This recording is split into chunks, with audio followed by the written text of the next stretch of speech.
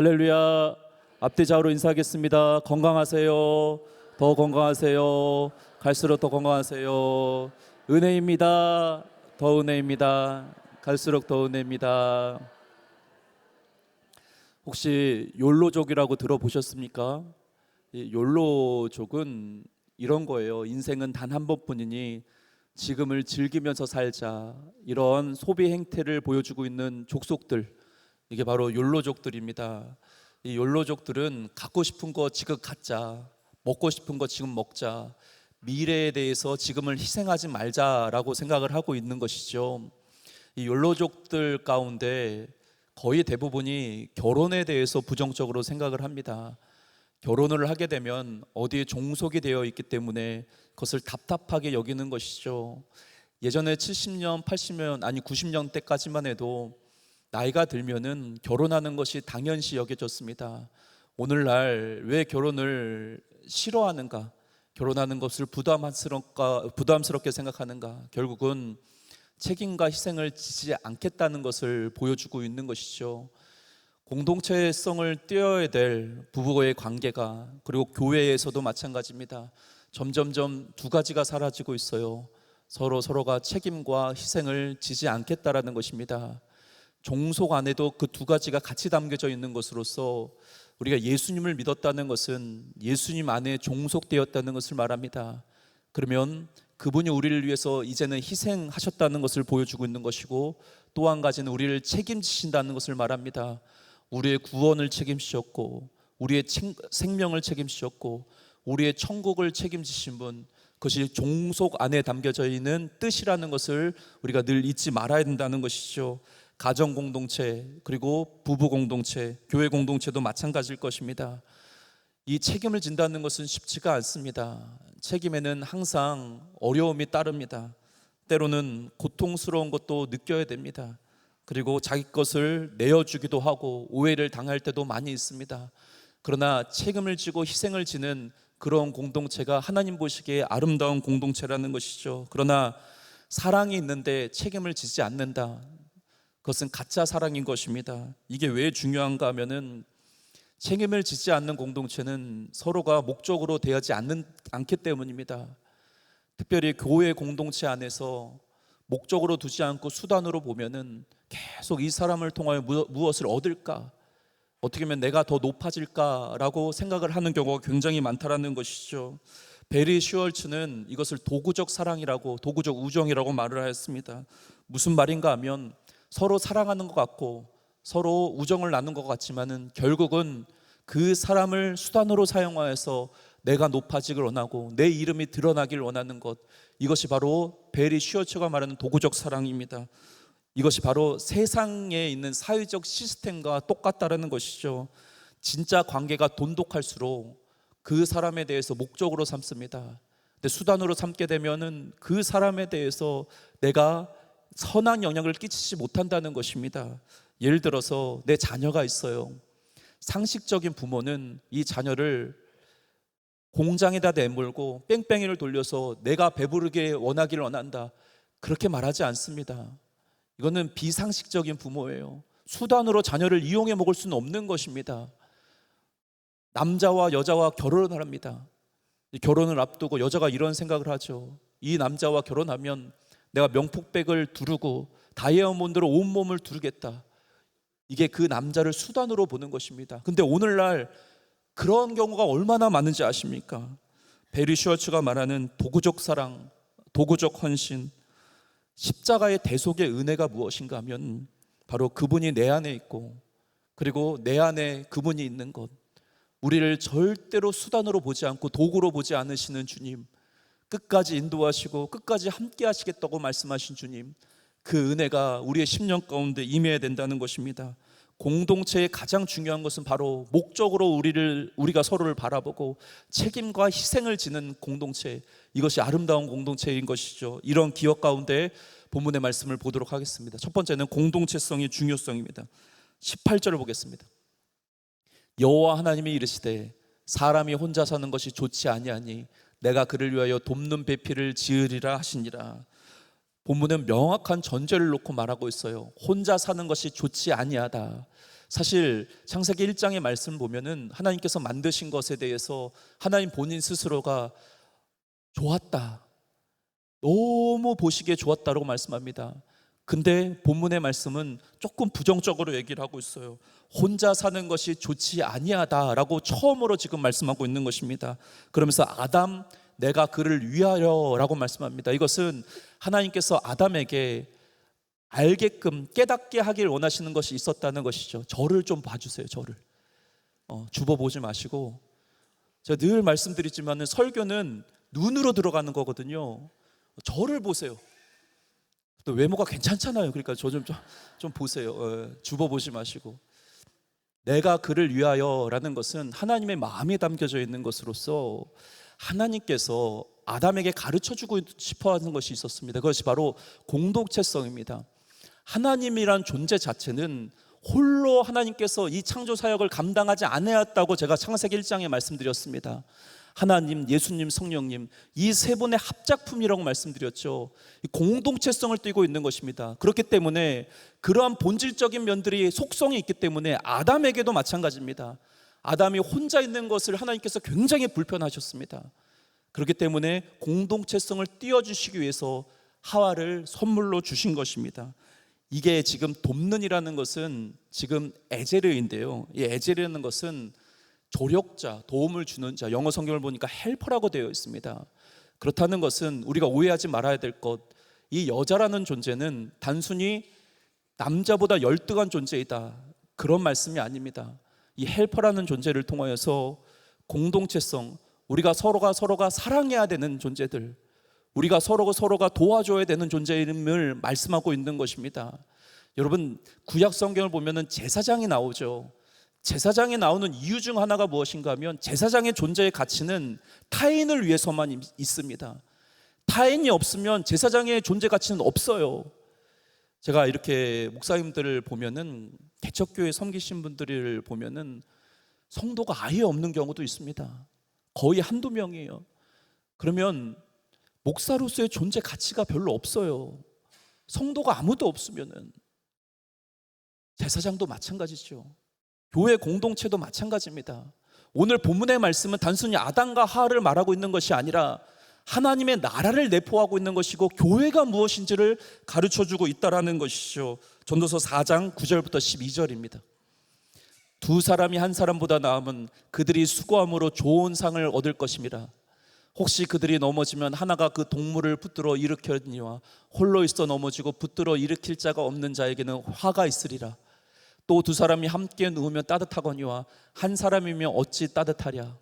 한 사람이면 패하겠거니와 두 사람이면 맞설 수 있나니 세 겹줄은 쉽게 끊어지지 아니하느니라. 한 사람의 신앙과 믿음을 자라나게끔 하기 위해서는, 건강하게 믿음이 자라나기 위해서는 공동체성이 띄어져야 된다는 것입니다. 교회라는 공동체는 회사인 조직체가 아닙니다. 교회는 유기적으로 연결되어 있는 유기체라고 말합니다. 세상에 있는 조직체들은 이득을 내지 못하면 어떻게 합니까? 과감하게 잘라냅니다. 그리고 어떻게 합니까? 서로 물고 뜯고 잡아 뜯기고 합니다. 약점이 드러나면 그 약점을 파고듭니다. 어떻게 해서든지 살아남으려고 하는 것이 조직체입니다. 그래서 유기체는 다르죠. 책임과 희생이 동반된 것입니다. 서로 아픔을 나눠주고 내가 도움을 받기도 하고 도우기도 하고 사랑을 나누기도 하는 공동체. 우리가 앞서 에베소서를 살펴보았지만은 교회를 몸이라고 사도 바울은 말하고 있습니다. 에베소서 4장 16절입니다. 같이 한번 읽겠습니다. 시작. 그에게서 온몸이 각 마디를 통하여 도움을 받음으로 연결되고 결합되어 각 지체의 분량대로 역사하여 그 몸을 자라게 하며 사랑 안에서 스스로 세우니라. 무슨 말씀입니까? 유기적 연결체, 유기적인 것입니다. 만약에 엄지발가락이 골절을 당하게 되면은, 냄새나는 주제에 무슨 엄지발가락이 골절을 당해서 그렇게 말할 수 없어요. 작은 것 하나만 골절돼도 온몸이 움직이지를 못합니다. 그러면 어떻게 합니까? 기다려줘야 되는 거예요. 회복될 때까지. 이게 유기체라는 것이죠. 아담에게 돕는 배필을 주신 것은 서로 밀접하게 연결된 것이다, 너희들은. 그러면서 말하는 것은 무엇이냐? 결국은 교회 공동체 또한 밀접하게 서로가 유기적으로 연결되어 있다는 것을 우리들에게 알려주고 있는 것입니다. 여러분, 교회 공동체가 어떤 한 사람의 강력한 리더십과 카리스마로 운영되는 것 같죠? 그런 교회는 건강한 교회가 아닙니다. 여러분, 이번에 월드컵 보셨지만은 제가 그 월드컵 보고 얼마나 속상했는지. 바이에른 뮌헨에 김민재가 있어요. 파리 생제르맹에 이강인이 있어요. 프리미어 득점왕 토스터 하스포에 손흥민이 있어요. 그런 사람들을 데리고 유기적으로 연결을 하지 못하니 망하는 거예요. 망하는 거. 한 사람의 리더십과 카리스마로 교회가 운영되는 것이 아니라 오히려 유기적으로 연결된 연약한 지체를 통하여 교회가 운영되는 것입니다. 예수님의 리더십을 보시길 바랍니다. 그분이 솔직히 말해서 무슨 리더십이 있으십니까? 하나님의 말씀을 있는 그대로 전했고, 심지어는 스르르 십자가에 사라지십니다. 이게 무슨 리더십이에요? 왕이라면 정치 권력을 갖고 힘 있는 카리스마로 나가야 되는데 아무런 힘이 없어요. 스르르 연기처럼 사라지십니다. 그것을 통하여서 예수 그리스도를 믿는 영혼들이 주님께 빨려들기 시작하는 거예요. 생각해 보시기 바랍니다. 건강한 나라일수록 여러분 그 대통령의 이름을 아십니까? 퀴즈를 낼게요. 스위스 나라의 대통령의 이름을 아십니까? 모르시죠? 저도 몰라요. 노르웨이 대통령의 이름을 아십니까? 몰라요. 근데 건강하지 못한 나라일수록 강력한 카리스마가 필요하기 때문에 자기 이름이 계속 드러나는 것입니다. 교회라는 곳은 어떤 힘과 능력과 자신의 카리스마로 운영되는 것이 아니고 유기적으로 우리가 연약한 지체들이 하나하나 똘똘똘 뭉쳐서 세워지는 것이 교회입니다. 목장을 이끌어가는 목장장님들이 힘든 이유가 무엇인가 하면 특별히 이 책임을 교회에서 좀 져주고 싶은데 다른 영혼을 책임져 주세요 하니까는 기피하는 거예요. 힘들어 하시는 것이죠. 예전에 한번 말씀드렸듯 교회라는 곳을 오시는 목적 중 하나가 무엇입니까? 은혜 받기 위해 오시잖아요. 대부분들이 다 그렇습니다. 근데 소수만이 내가 오늘은 어떤 은혜를 끼칠 수 있을까? 다른 사람들에게 어떻게 사랑을 나눠줄 수 있을까? 이런 마음으로 오신다는 것입니다. 예수님께서 자기 십자가를 지라고 우리에게 명령하셨습니다. 자기 십자가를 지라는 것은 강력한 카리스마로 교회를 운영하라는 것이 아니라 각자가 주어진 그 책임과 희생을 따르라는 것입니다. 그랬을 때 아름다운 공동체가 세워지는 것입니다. 두 번째는 이는 내 뼈 중에 뼈요 살 중에 살입니다. 하나님께서 이제 흙으로 각종 들짐승을 지으시고 각종 새들을 지으시고 이제 이 모든 피조물들을 아담 앞으로 데리고 오십니다. 그러면서 아담 보고 너 보고 이름 좀 줘봐라. 어흥 하니까 호랑이, 하마, 코끼리, 이건 뭐죠? 양이에요. 양. 이건 양.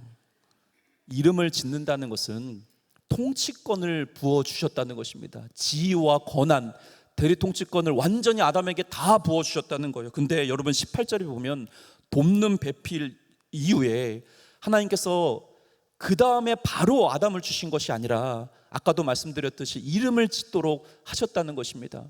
그 이유가 무엇인가? 이건 하나님의 놀라운 은혜입니다. 하나님께서 이 아담에게 주시는 자유의지에 대한 선물이에요. 인격을 인정하신다는 것입니다. 왜냐하면 다른 짐승들을 보니까 암컷, 수컷들이 다 있어요. 순놈, 암놈들이 다 있어요. 아담이 딱 보니까는 근데 나는 없어요. 내 안에 결핍을 아는 거예요. 하나님께서 이것을 은혜로 알려주시는 거예요. 우리도 마찬가지입니다. 우리 안에 결핍이 있다는 것은 하나님의 은혜인 것입니다. 본문 21절 보겠습니다. 21절 읽겠습니다. 시작. 여호와 하나님이 아담을 깊이 잠들게 하시매 잠들매 그가 그 갈빗대 하나를 취하고 살로 대신 채우시고. 남자와 여자가 싸우면 누가 이길까요? 제가 어떤 목사님의 설교를 들으면서 이런 재미있는 얘기를 하시더라고요. 남자와 여자가 싸우면 100번 여자가 이긴다. 왜냐하면 남자는 흙으로 지어졌고 여자는 갈빗대엔 본 차이 나다. 토기와 그 갈빗대와 싸우면은 당연히 갈빗대가 이긴다, 그렇게 얘기를 하시더라고요. 갈빗대라는 것은 히브리어 첼라입니다. 그러니까 옆구리를 얘기를 하는 것이죠. 그렇다면 하나님께서는 왜 남자의 머리로 짓지 않으시고 발꿈치로 짓지 않으시고 옆구리에 있는 이 갈빗대로 지으셨는가? 청교도 신학자인 매튜 헬리는 이렇게 해석을 합니다. 여자가 남자의 머리에서 취하지 않는 것은 여자가 남자를 억누르는 일이 없게 하기 위해서이며, 반대로 발꿈치에서 취하지 않는 것은 남자가 여자를 짓밟을 수 없는 존재임을 알려주기 위한 것이다 라고 되어 있습니다. 여자라는 존재는 남자의 어깨 밑에서 나왔기 때문에 남자는 여자를 책임져줘야 된다는 것입니다. 그리고 가슴, 이 심장 근처에서 지음을 받았다는 것은 사랑을 받아야 되는 존재이고, 발꿈치에서 지음을 받지 않았다는 것은 짓밟힐 수가 없는 존재임을, 가장 어쩌면 가치 있는 존재임을 보여주고 있다는 것이죠. 특별히 우리 형제들, 남자분들에게 말씀드립니다. 강성교회에 있는 모든 우리 형제님들은 절대 아내에게 폭력 가하지 마세요. 특별히 물리적 폭력뿐만 아니라 언어적인 폭력 가하지 마세요. 자신에 있는 이 옆구리에 있는 자신과 같은 존재를 왜 그렇게 폭력을 가하십니까? 계속해서 22절과 23절 보겠습니다. 여호와 하나님이 아담에게서 취하신 그 갈빗대로 여자를 만드시고 그를 아담에게로 이끌어 오시니, 23절 읽겠습니다. 시작. 아담이 이르되 이는 내 뼈 중에 뼈요 살 중에 살이라. 이것을 남자에게서 취하였을즉 여자라 부리라 하시니라. 22절 다시 한번 띄워주세요. 잘 보시기 바랍니다. 그 갈빗대로 여자를 만드시고 그를 아담에게로 이끌어 오시니, 하와를 지금 누가 이끌어 오신 것입니까? 하나님이 이끌어 온 거예요. 마치 이렇게 생각하시면 됩니다. 빰빰빠밤빰, 결혼식이 시작됐어요. 그때 신랑이 저기에 있고 신부를 누가 끌고 오는 거예요? 아버지가 끌고 오는 거예요. 마치 하나님께서 아버지가 되셔서 하와의 손을 잡고서 아담에게로 이끌러 오시는 것입니다. 너의 분신, 네가 사랑한 존재 잘 좀 부탁한다고 빰빰빰 하면 시작하는 것입니다. 그러면 지금 축가는 누가 부르고 있는 것입니까? 23절 보겠습니다. 아담이 이르되 이는 내 뼈 중에 뼈요 살 중에 살이라. 축가는 누가 부르고 있어요? 아담이 부르고 있어요. 이거 그냥 하는 고백이 아니에요. 농도 짙은 엑기스와 같은 사랑의 고백입니다. 절절한 사랑의 고백이에요. 이는 내 뼈 중에 뼈요 살 중에 살이로다. 오늘 드라마의 대사처럼 당신이 내 안에 있다, 내 안에 너 있다, 이 뜻이에요. 나의 아픔이 당신의 아픔이요, 당신의 아픔이 나의 아픔입니다. 당신의 기쁨이 나의 기쁨이요, 나의 기쁨이 당신의 기쁨입니다. 우리는 뗄래야 뗄 수 없는 연합의 관계를 갖고 있습니다. 지금 그 고백을 하고 있는 것입니다. 하나님께서 아담을 만드실 때는, 하와를 만드실 때는 절대 수단적으로 만들지를 않으셨다는 것을 보여주고 있는 것입니다. 그러면 부부 공동체, 특별히 가정 공동체는 교회를 보여주고 있는 것입니다. 그리고 소우주인 것입니다.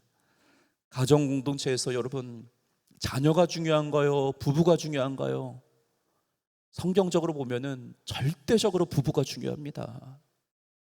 저희 첫째 딸이 8살 때 이런 질문을 해요. 아빠, 엄마가 좋아? 내가 좋아?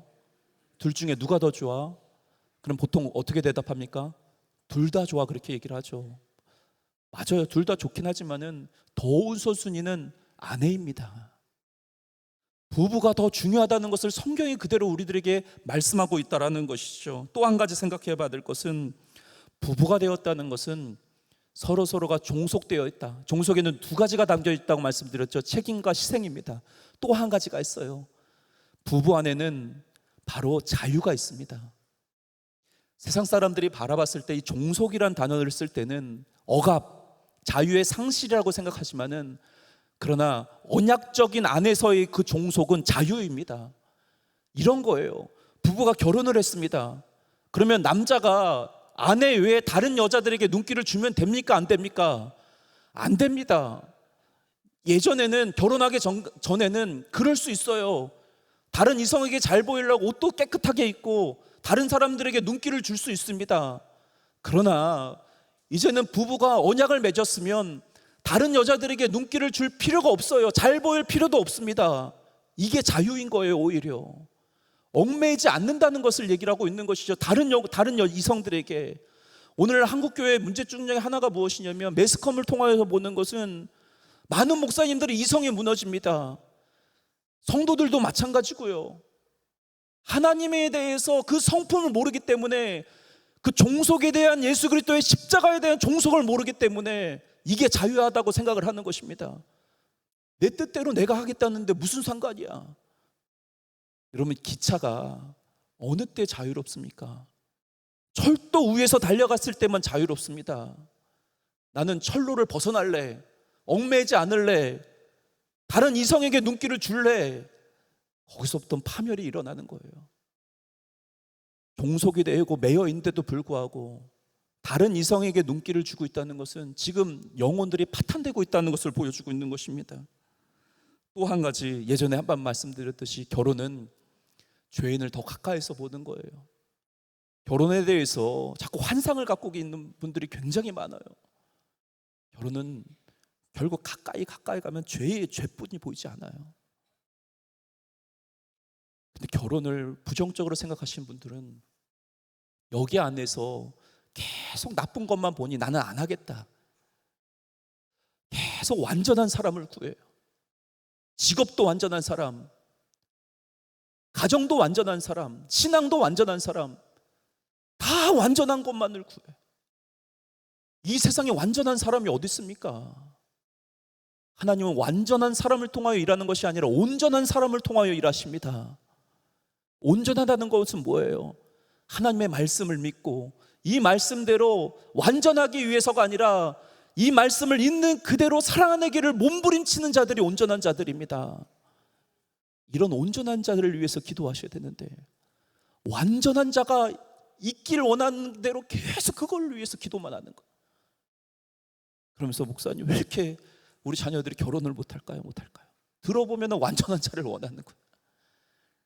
나도 완전한 자가 되지 못하는데 누가 완전한 자가 되겠습니까? 교회를 세울 때도 마찬가지입니다. 온전한 자를 통하여서 교회가 세워지는 것이지 완전한 자를 통하여서 교회가 세워지는 것이 아닙니다. 오늘 설교 제목이 무엇인가 하면 계약적 관계인가 언약적 관계인가입니다. 여러분, 부부의 관계는, 교회 공동체의 관계는 계약적 관계인가요? 언약적 관계인가요? 언약적 관계예요.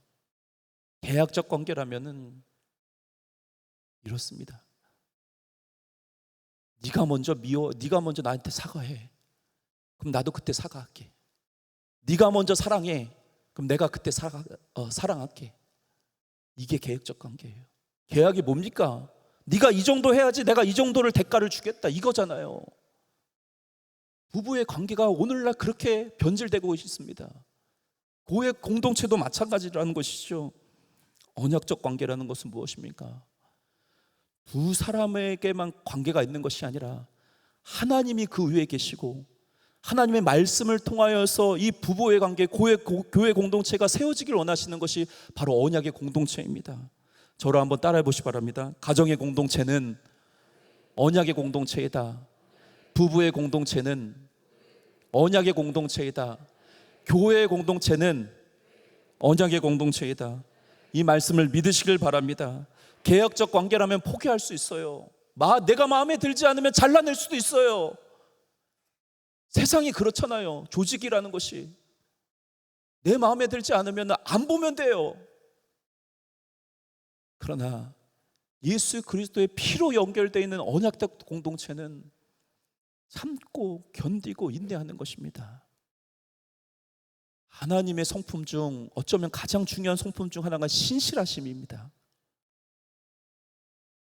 하나님은 사랑이신데 신실하지 못한 사랑은, 그 사랑은 진짜 사랑이 아니거든요. 근데 하나님은 신실하신 하나님입니다. 그 신실하신 이유가 무엇입니까? 언약 때문이에요. 언약. 구약의 말씀을 보시 바랍니다. 이스라엘 백성들을 보세요. 엉망진창이에요. 우상 숭배하고 하나님 외에 다른 신을 섬기고, 그런데도 불구하고 하나님께서 이들을 포기하지 않으십니다. 왜요? 이들이 잘나서? 이들의 믿음이 좋아서? 아니에요. 창세기부터 맺으셨던 그 언약 때문입니다. 그 언약 때문에 참으시는 거예요. 그 언약 때문에 이들이 돌아오기를 간절히 원하시는 것입니다. 하나님의 언약이 우리의 심령 가운데 있다는 것은 그 하나님의 성품을 우리 마음 가운데 담는다는 것을 말합니다.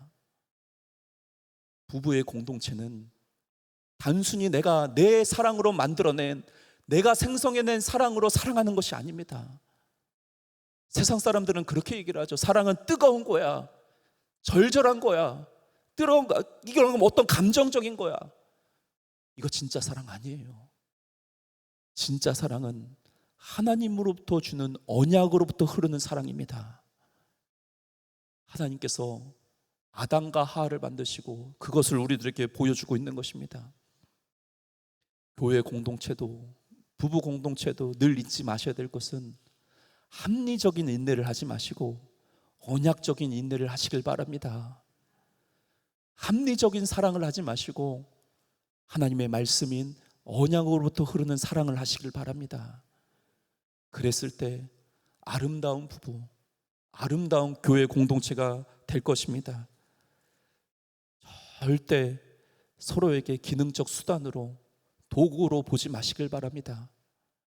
우리는 연결되어 있는, 예수 그리스도로 밀접하게 연결되어 있는 존재임을 기억하시면서 항상 내 안에 언약이 있다, 하나님의 신실하심이 있다, 그 사랑으로 부부가 서로 사랑하시기를, 그리고 서로가 성도끼리 사랑하시기를 주님의 이름으로 축복합니다. 다 같이 일어나서 찬양하겠습니다.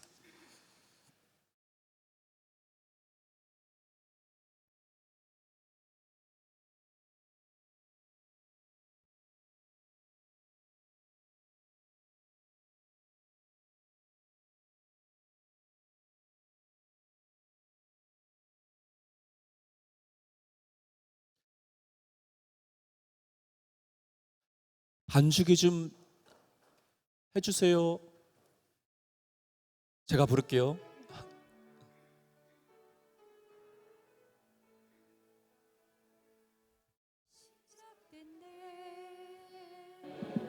우리 주님의 능력이 나의 삶을 다스리고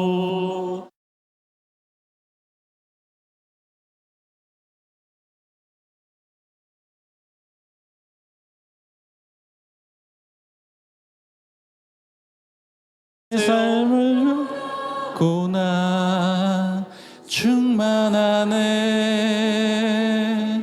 은혜로다 주의 은혜 한량없는 주의 은혜 은혜로다 주의 변함없는 신실하신 주의 은혜 시작됐네 우리 주님의 능력이 나의 삶을 다스리고 새롭게 하네 자유하네 죄와 사망으로부터 나의 삶을 면하고나 충만하네 은혜로다 주의 은혜 한량없는 주의 은혜 은혜로다 주의 은혜 변함없는 신실하신 주의 은혜로다매 은혜로다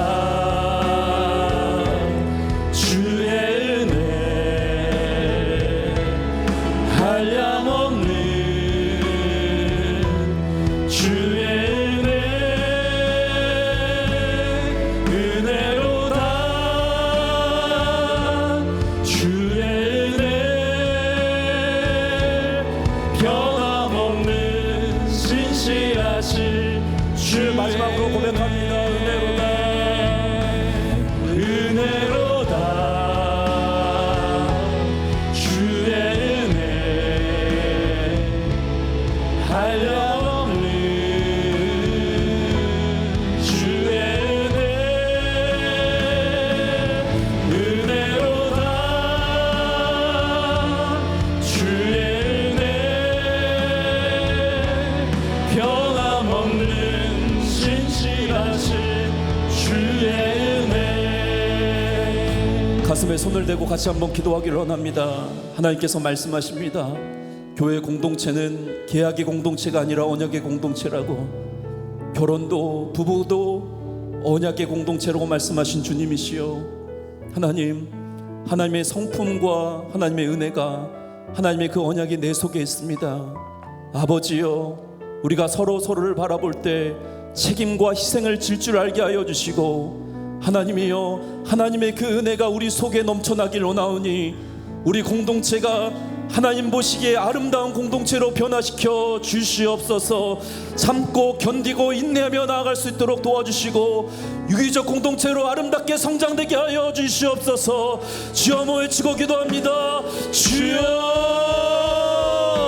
할렐루야. 살아계신 하나님 아버지여, 하나님 이 땅 가운데 많은 공동체들이 개혁적인 공동체로 말미암아 서로 수단으로 서로 도모하고 있는 시대 가운데, 하나님 아버지, 우리도 유기적 공동체로서 하나님 서로가 돕고 서로가 사랑하는 공동체로 하나님 아버지여 변화되기를 원하고 간구합나이다. 서로 기도하게 하여 주시고 서로 은혜를 나누며 나아가는 우리 공동체가 될 수 있도록 은혜를 더하여 주시옵소서.